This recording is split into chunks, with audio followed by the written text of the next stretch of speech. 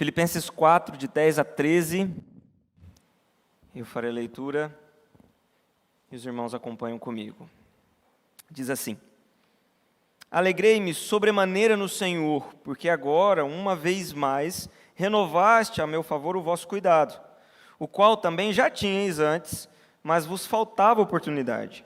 Digo isso não por causa da pobreza, porque aprendi a viver contente em toda e qualquer situação. Tanto sei estar humilhado, como também ser honrado. De tudo e em todas as circunstâncias já tenho experiência, tanto de fartura como de fome, assim de abundância como de escassez.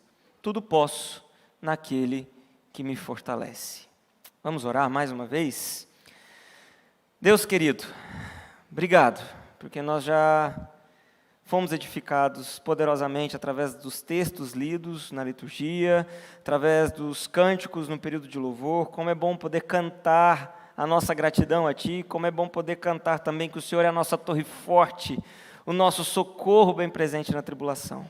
Obrigado pelo privilégio de nos edificar através desse momento, mas nós pedimos agora que o Senhor também fale aos nossos corações de maneira poderosa por meio da Tua palavra, por meio do estudo da Tua palavra, dessa mensagem. Que o Senhor me use como instrumento Teu para edificar a Tua igreja, para edificar o Teu povo.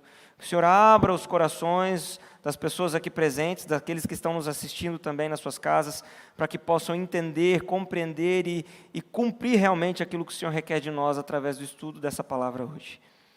Fala aos nossos corações e que essa mensagem possa gerar em nós mudança de vida, possa gerar em nós, ó Deus, restauração de alianças contigo e conversão acima de tudo. É o que nós oramos em nome do Teu Filho Jesus. Amém. Amém. Contentamento. Você se sente satisfeito com aquilo que você tem? Essa é uma pergunta que eu creio que vai trazer uma única resposta, mas se a gente for olhar bem no fundinho do nosso coração, talvez não seja a primeira resposta que a gente dá. Você é contente e satisfeito com tudo aquilo que você tem, com tudo aquilo que você é, com a sua família, com o seu trabalho, com a sua igreja, com o seu pastor, com a sua vida de maneira geral? Paulo, de uma maneira muito linda, nos ensina nesse texto aqui a respeito do contentamento, da importância de sermos contentes e satisfeitos com aquilo que Deus nos dá, com aquilo que Deus nos proporciona. E é por isso que eu quero convidar você a pensar comigo nisso, a virtude do contentamento, em cima daquilo que Paulo está falando para nós aqui, em cima dessas verdades que Paulo nos trouxe, a gente estudar um pouquinho sobre essa virtude tão importante para todo cristão. Mas antes a gente precisa entender um pouquinho o que Paulo está querendo dizer aqui. Primeiro, alguns propósitos pelos quais Paulo escreveu a carta aos Filipenses. Primeiro deles, deixar por escrito a gratidão aos Filipenses pela oferta recebida por meio de Epafrodito, enquanto ele estava preso. Paulo estava na prisão, os membros da igreja de Filipos souberam disso, enviaram então uma oferta para Paulo por meio de Epafrodito. Então Paulo escreve para agradecer aos irmãos por isso. Segunda coisa, prover uma orientação espiritual para aqueles irmãos que eles necessitavam de fato de alguns conselhos práticos, como viver a vida cristã, como se comportar ali, como era uma conduta de fato de um cristão. Se você olhar do capítulo 1 até o capítulo 3, Paulo faz exclusivamente isso, dar aí diretrizes para a igreja de Filipos de como se comportar. Terceiro, realmente saturar as mentes e os corações dos filipenses com um espírito de alegria. Como irmãos na fé, eles estavam muito preocupados com a situação de Paulo, até porque Paulo estava preso, mas Paulo, inclusive, envia essa carta movendo-os a viver a alegria em Cristo e dizendo claramente que a sua prisão estava contribuindo para o progresso do Evangelho. Então, o que Paulo estava fazendo é calma o coração. Eu estou preso, estou passando por dificuldades, mas tudo isso é em prol do Evangelho de Cristo. Então se alegrem comigo, vamos nos alegrar. Inclusive Filipenses é conhecida como a carta da alegria, mesmo Paulo estando preso. Ele ainda assim motiva aqueles irmãos a estarem alegres. E por fim, acalmar os corações dos crentes de Filipos quanto à saúde de Epafrodito. Ao saber que Epafrodito estava doente, aqueles irmãos ficaram preocupados. Então Paulo escreve a carta não somente para acalmá-los, como ele também envia essa carta pelo próprio Epafrodito de volta aos crentes de Filipos. Então ele fala, olha, envia a carta lá falando que você estava bem enquanto você esteve aqui, mas vai para lá, volta para aquele povo, para que eles descansem o coração realmente e fiquem mais tranquilos com relação à sua saúde. Então esses são os 4 principais propósitos pelos quais Paulo escreve a carta de Filipenses. E como eu falei, um dos motivos é agradecer a Deus e agradecer também àqueles crentes da igreja de Filipos os mantimentos, a oferta que eles haviam mandado por meio de Epafrodito. E é nesse ponto que nós lemos aqui o capítulo 4, é onde Paulo realmente deixa claro isso. Olha, estou agradecendo a vocês pela oferta que vocês me enviaram. Louvado seja Deus pela vida de vocês. E aqui Paulo fala sobre o contentamento. E é isso que eu quero estudar com você nessa noite. A virtude do contentamento. E aí a gente vai pensar aí em 3 pilares para o contentamento. O que sustenta, o que move a engrenagem de um coração contente, de um coração satisfeito em Cristo. Primeira coisa que Paulo deixa claro para nós aqui é que o contentamento ele deve ser aprendido. Se você olhar comigo no versículo 11, ele vai dizer, porque eu aprendi a viver contente em toda situação. Para a gente saber o que é contentamento, a gente precisa entender o que é descontentamento também, que às vezes a gente não tem muita noção do que é isso. Segundo o dicionário, descontentamento é a falta de satisfação em algo, falta de alegria e falta da sensação de estar suprido, falta de felicidade de alma, e é a vida sem satisfação. E aí, como cristãos, nós entendemos que é a vida sem satisfação em Deus. Nós vivemos uma geração do descontentamento. As pessoas a cada dia estão mais movidas pelo que é passageiro. As coisas que a gente compra normalmente não são feitas para durar mais como era antigamente. Então, logo a gente já está descontente com aquilo que a gente acabou de comprar. Você compra uma televisão, logo ela já se torna uma televisão antiga, velha, você já quer trocar por uma nova, celular então nem se fala, e roupa, enfim. Tudo é feito para gerar em nós essa sensação de descontentamento. Logo a gente já começa a trocar e as coisas não duram tanto. E o grande problema é que isso não se limita apenas à questão de compras. Às vezes a gente traz esse princípio para a nossa vida conjugal, então os casamentos não são mais feitos para durar. Não, eu vou casar, se não der certo a gente separa. Vida com Deus, a partir do momento que eu sou confrontado com algum pecado ou com algo que eu tenho feito de errado em relação àquilo que Deus requer de mim, eu me afasto porque eu não quero ser confrontado e a igreja me deixou numa situação desagradável, então eu não quero mais ir para essa igreja. Isso a gente traz para a nossa vida como um todo, não só para aquilo que a gente compra. E esse é o grande problema. Nós vivemos uma geração do descontentamento.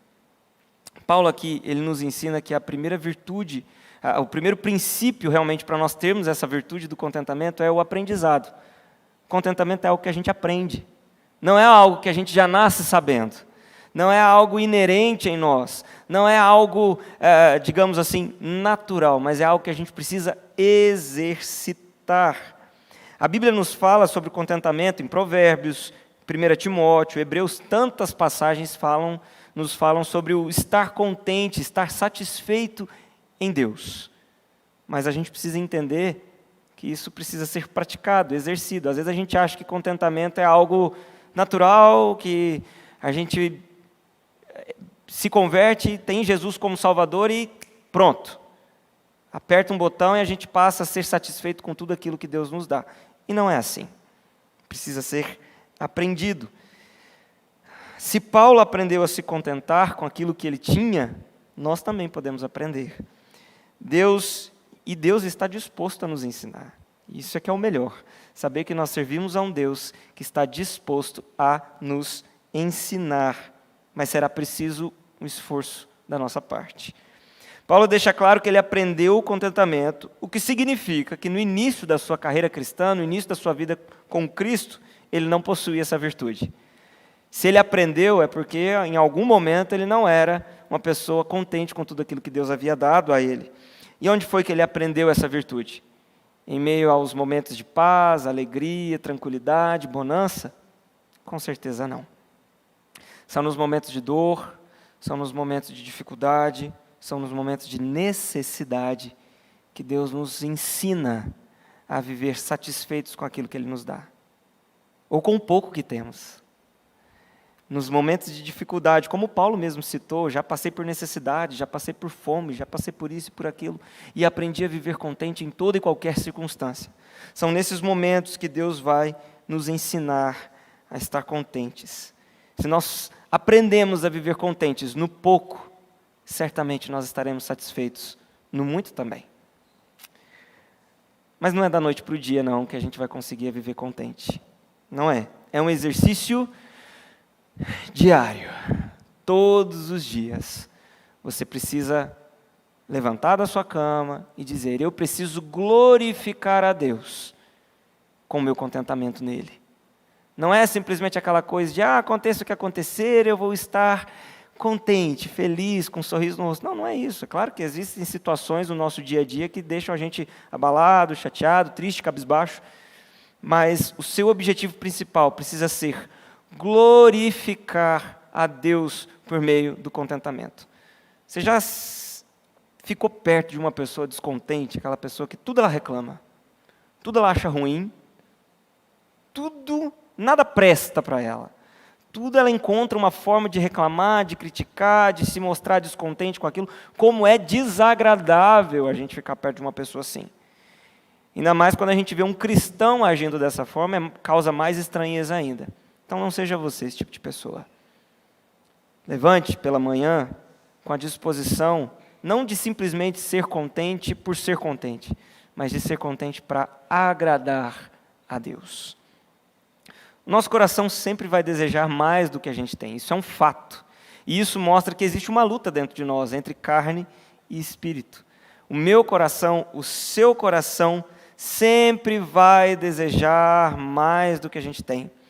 Essa semana eu estava ouvindo uma música que dizia algo mais ou menos assim: Deus nos dá muito mais do que nós merecemos, mas menos do que nós queremos. Eu falei, rapaz, é verdade.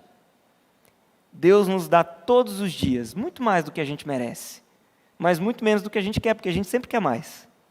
A gente sempre quer mais. Por mais que Deus nos dê tudo, por mais que Deus tenha nos dado o mais importante, que é Jesus na cruz, a gente ainda quer mais, porque o nosso coração é um coração insatisfeito.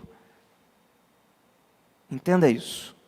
Eu e você. Eu falo eu e você, porque isso falou muito forte ao meu coração ao longo dessa semana, enquanto eu preparava essa mensagem. Eu e você precisamos aprender a viver contentes em Cristo Jesus. Não é da noite para o dia, não é de hoje para amanhã, não é no estralar de dedos, é um processo. E nós precisamos buscar em Deus força, sabedoria e disposição para aprender a viver contente em todo o tempo. Esse aprendizado não é resultado de leitura de livro, de palestra, de autoajuda, mas do Evangelho da cruz.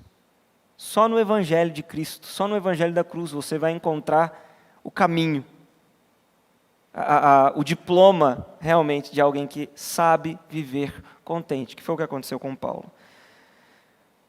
A premissa para aprendermos a viver contentes é essa, o Evangelho. A gente não precisa de bens, não precisa de pessoas, não precisa de prestígio, não precisamos de elogios, não precisamos de reconhecimento humano, mas nós precisamos de Cristo. Cristo. Somente. E aí sim, nós vamos aprender a viver contentes em toda e qualquer situação. Contentamento precisa ser nosso exercício diário. Do contrário, nós vamos reprovar nessa matéria. Se ele é um aprendizado, é bem possível que se nós não buscarmos exercitá-lo constantemente, a gente vai reprovar. E o descontentamento se torna um hábito também. Saiba isso. Viver descontente, reclamar de tudo, murmurar de tudo, também se torna um hábito.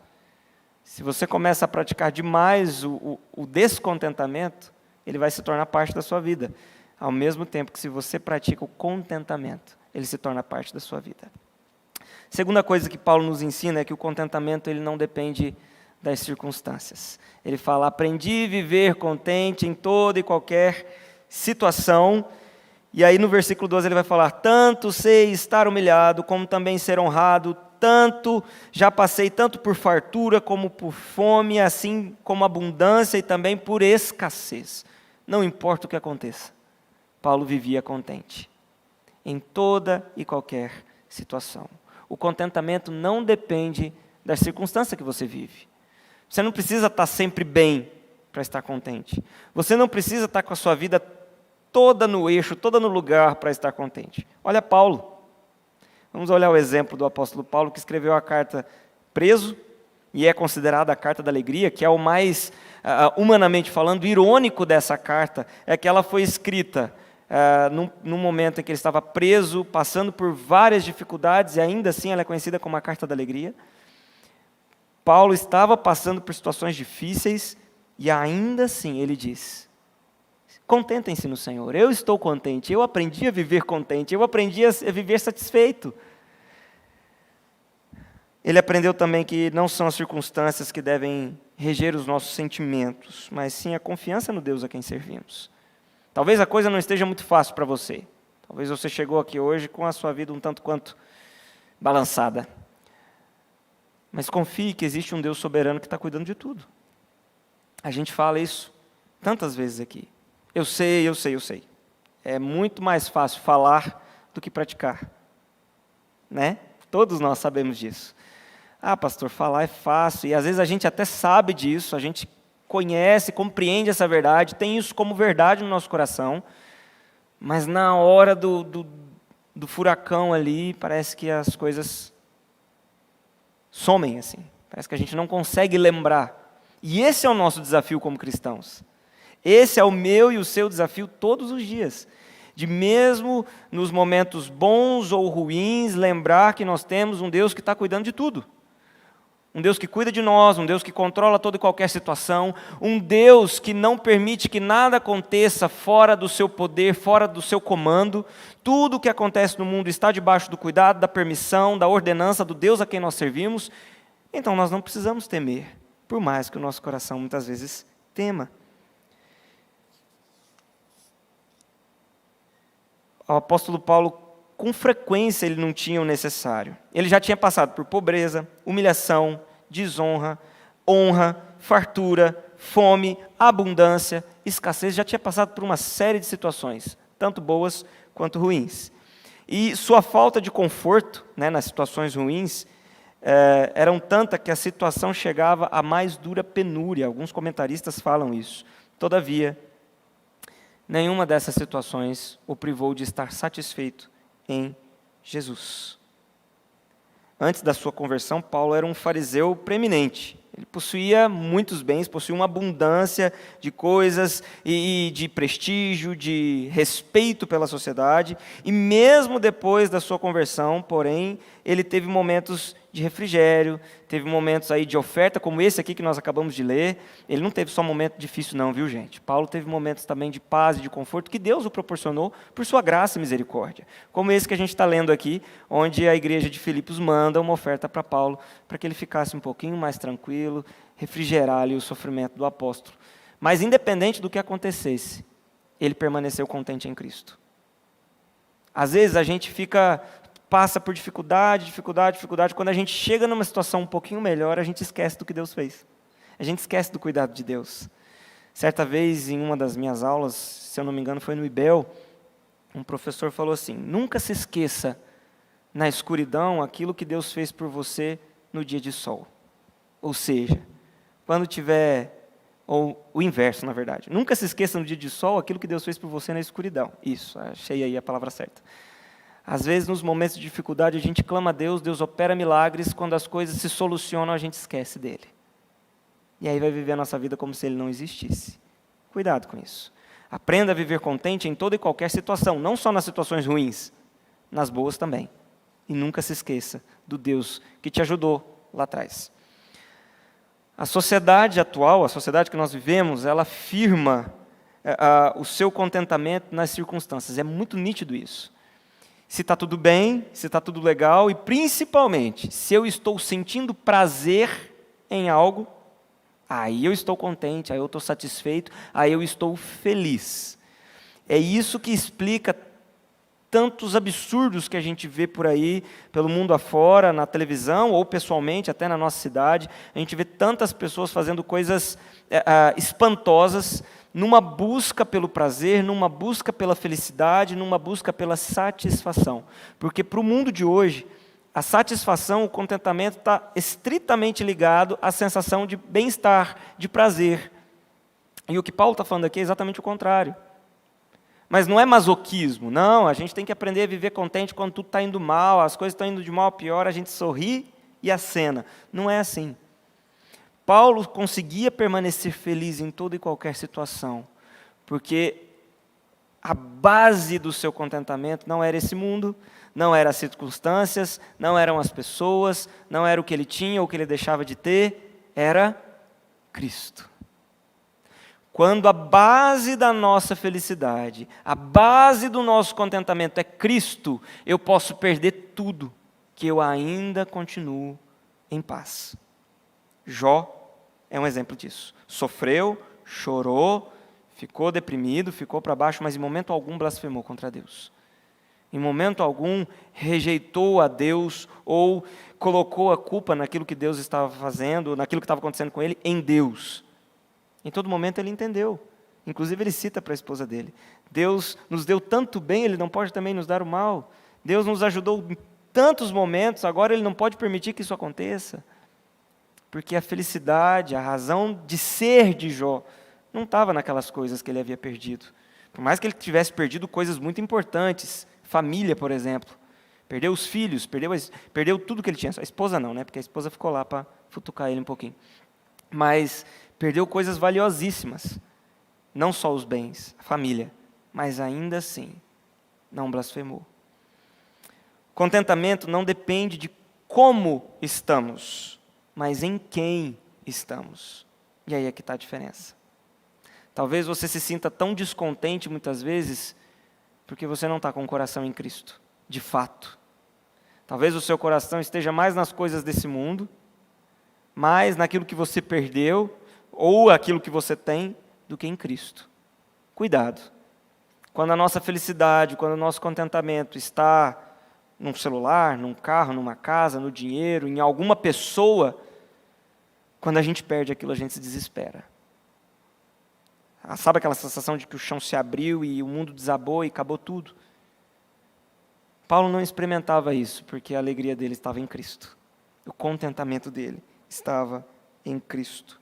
As circunstâncias não são o segredo da nossa felicidade. Por isso que o mundo lá fora, as pessoas que não têm Cristo, sofrem tanto em busca da felicidade. Penam tanto.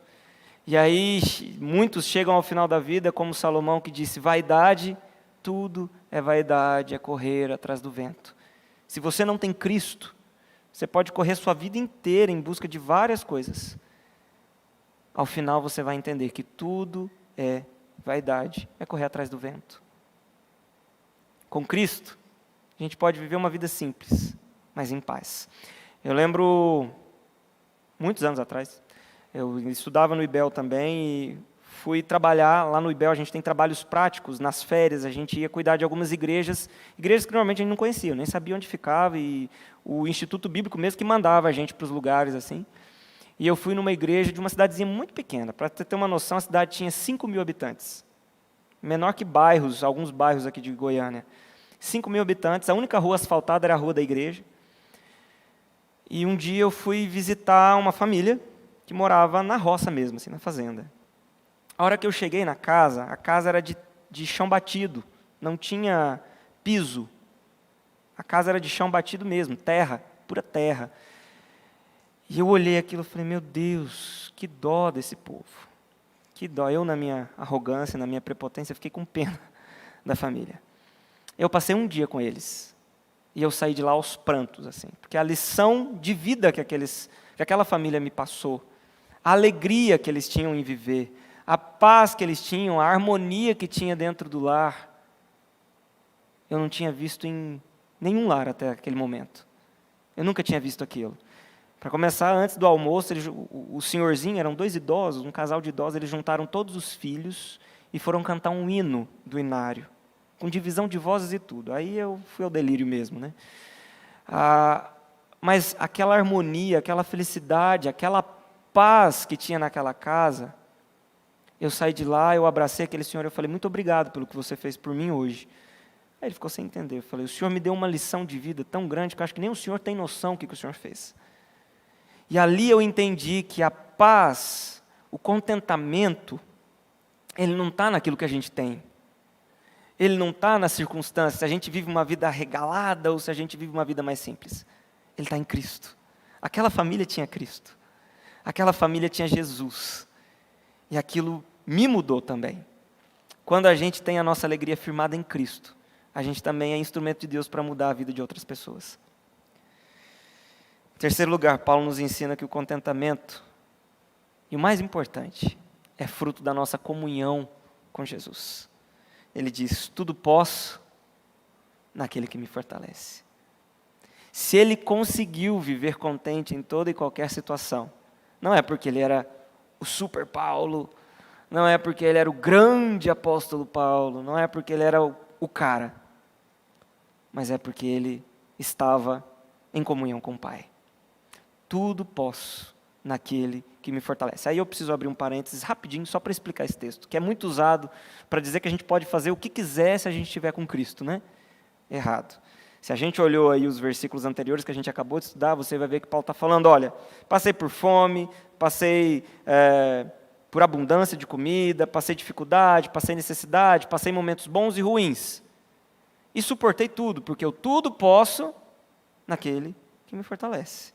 Então esse tudo posso eu posso passar momentos bons, mas eu posso passar momentos ruins também, inclusive de prisão, de açoite, de ser apedrejado, ser açoitado, ser quase morto, como aconteceu com Paulo, em algumas vezes no seu ministério, mas ele só pôde enfrentar tudo isso, ele só pôde passar por tudo isso contente, porque ele tinha um Deus que o fortalecia. E aí sim nós entendemos o sentido real do texto. Tudo posso naquele que me fortalece. É Ele quem nos dá força para resistir o dia mal. É Ele quem nos dá força para seguir. Para Paulo, o Senhor é a fonte de sabedoria, de encorajamento, de energia, de ânimo para seguir nos dias maus. 2 Coríntios capítulo 12, versículo 10, ele diz assim, pelo que sinto prazer nas fraquezas, nas injúrias, nas necessidades, nas perseguições, nas angústias por amor a Cristo. Porque quando sou fraco, então é que sou forte. Ele estava deixando claro que era Deus em quem o fortalecia. Em 1 Timóteo capítulo 1, versículo 12, ele diz que Deus era o seu grande fortalecedor. Em 2 Timóteo capítulo 4, versículo 17, ele diz que Deus é quem o reveste de forças. Em 2 Coríntios capítulo 12, versículo 9, quando Paulo clama a Deus para que o livrasse do espinho da carne, Deus diz para ele, a minha graça te basta, porque o meu poder se aperfeiçoa na sua fraqueza. Em todos os momentos, nas suas cartas, Paulo sempre deixa um ganchinho ali para dizer isso. Deus é a minha fortaleza, Deus é o meu sustento. E se eu posso passar por tudo isso, é porque eu estou em intimidade com Deus. O grande problema é que nem sempre a gente está em intimidade com Deus como deveríamos. E aí quando vem o dia mal, as pernas bambeiam. Quando vem o dia mal, quando vem as tribulações, as provações, a gente não consegue nem saber, não sabe nem o que fazer. Porque a gente não tem aquele que nos fortalece. Como nós cantamos agora por último, a nossa rocha, o nosso abrigo, a nossa torre forte, o nosso socorro em todo o tempo. Ele é o nosso socorro em todo o tempo. Ele é o nosso abrigo, a nossa torre forte. E nós só conseguimos vencer, nós só conseguimos estar plenamente contentes e satisfeitos quando Ele é a nossa força. Paulo estava em Cristo e Cristo estava nele. Contentamento, como eu disse, não está relacionado ao que nós temos. Está relacionado a quem nós temos no nosso coração. Quando Cristo governa a nossa vida e o nosso coração, o contentamento reina.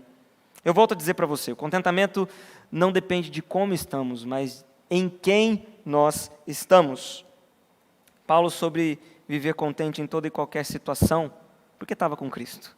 Se Cristo não for nossa força, nós vamos fracassar. Nós não resistiremos o dia mau. Não suportaremos o que Paulo suportou, as provações, fome, sede, jejum, frio, nudez, padecimentos físicos, tortura mental, perseguição e tantas outras coisas, como Paulo suportou. Se nós não tivermos Cristo como nossa fortaleza, nós vamos sucumbir. As pessoas, mesmo que inconscientemente, vivem como se não precisassem de Cristo. E como pastor, eu tenho visto isso muitas vezes dentro das igrejas, e não estou falando só da nossa, a nossa também, tá? Mas não só da nossa. As pessoas estão dentro da igreja, servindo a Deus, entre aspas, mas vivem como se não precisassem de Deus. Vivem como se Cristo não fosse tudo aquilo que elas precisam. Vivem como se Cristo não fosse essencial para as suas vidas, sabe? Cristo é só um adendo. É algo mais, é um bônus. Eu vivo a minha vida e uma vez ou outra eu vou lá, busco a Cristo. Quando a coisa fica um pouco mais difícil para mim, eu vou e oro, busco a Deus, leio a Bíblia e tudo mais. Mas no meu dia a dia, ele não é tão necessário assim. Não é. Muito cuidado, viu? Cuidado. Cristo precisa ser o nosso tudo. Cristo precisa ser o nosso universo. Cristo precisa ser a razão da gente estar aqui. Porque quando Ele não é tudo isso, a gente vive descontente. E é por isso que as igrejas estão cada vez mais vazias. A Bíblia é cada vez menos lida. As pessoas estão trocando aí a leitura da Bíblia por filmes e novelas. Enfim, fica a dica. As pessoas não param para orar, ter tempo de oração. E tudo isso nos mostra que as pessoas têm buscado outras coisas e não a Cristo. Amigos, trabalho, ministério, dinheiro, sexo, nada disso vai fortalecer você no dia mau. Não acho que isso vai te trazer força e vigor para resistir às tribulações. Enquanto a nossa força estiver em nós mesmos, ou em alguma coisa, ou alguém, a gente vai ser fraco. Fraco, muito fraco. Talvez você tenha chegado aqui vazio e fraco. Talvez você esteja passando por dificuldades e o seu coração está assim capengando. Saiba que você precisa de Cristo. Saiba que possivelmente isso se dê porque você está buscando na fonte errada. A prova de que a gente está buscando se satisfazer na fonte errada é que ela nunca vai encher. A gente sempre vai ter esse vazio, sempre vai ter esse vazio, sempre vai ter esse vazio. Quando a gente busca a fonte certa, que é Cristo, a gente se contenta, a gente se satisfaz, a gente se preenche, porque só Cristo pode fazer isso. Então, eu repito, se você chegou aqui hoje, talvez o seu coração vazio, apreensivo, dificuldades na vida aí, sem tamanho, Cristo pode preencher esse vazio. Cristo pode suprir as suas necessidades. E quando a gente fala necessidade, a gente não está falando só de dinheiro, não. A gente está falando de necessidades emocionais, espirituais. A gente está falando de tudo aquilo que a gente precisa para ser feliz. E esse tudo é Cristo. Você talvez se encontre realmente insatisfeito com a vida. Seu trabalho, seu casamento, talvez não está lá aquela coisa que você gostaria. Ou tantas outras coisas que nessa vida nos deixam insatisfeitos. Saiba que em Cristo nós encontramos o contentamento. Hoje eu e você aprendemos isso. Aprendemos que o contentamento é algo que se aprende, se exercita todo o tempo. Aprendemos que ele não depende de se a gente está bem ou não está, se está tudo legal ou não na nossa vida. E aprendemos que a gente só vai ser plenamente satisfeito e contente se a gente estiver em intimidade com o Pai. Contente-se. Alegre-se no Deus da sua salvação. Olhe para Ele entendendo que Ele é tudo aquilo que você precisa. Senhor, eu não quero olhar para o Senhor só como um bônus.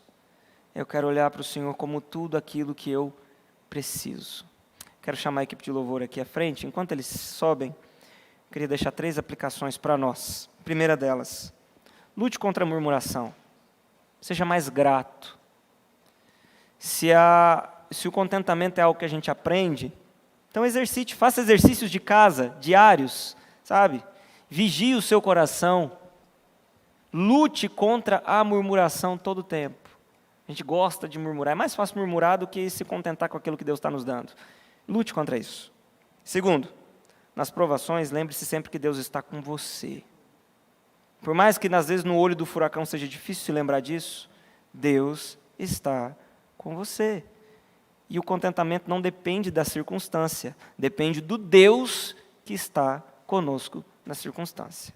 Se o seu Deus for o seu dinheiro, o seu casamento ou qualquer outra coisa, aí vai ser difícil realmente resistir.